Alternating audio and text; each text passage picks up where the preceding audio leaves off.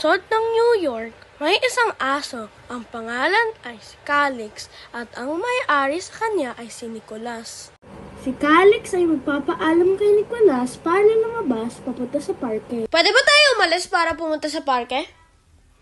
Sige. Ngayon ay naglalakad na sila papunta sa Brooklyn Park. Masayang naglalakad ang mag-ama. Biglang may tumawag kay Nicolas. Maglaro ka man na, Calix. May tumatawag sa akin. Okay. Habang si Calix ay naglalaro, may nakapansin na ibon sa kanya. May aso. Aso, gusto mo manood ng nangyayari doon? Sige. Teka, anong pangalan mo? Ako si Martinez, ikaw? Ako naman si Calix. Kasi mo ba pumunta doon? Oo, sige. Papunta sila sa malayong daan na hindi na malaya ni Nicolas. Calix, nasaan ka na?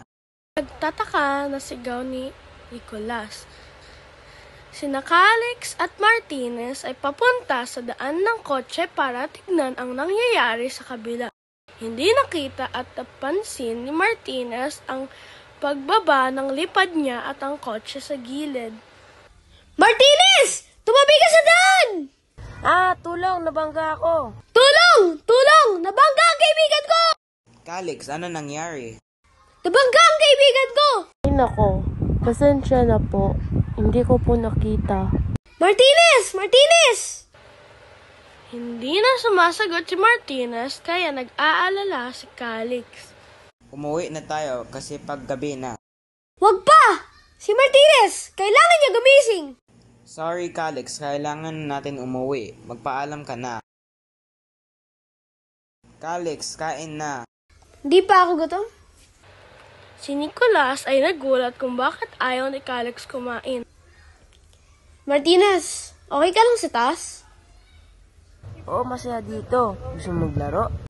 Martinez! Oo. Laro sila ng magdamag hanggang pagod na sila. Ang matutunan dito ay mabilis lumipas ang oras, ngunit huwag maging pabaya sa inyong paligid.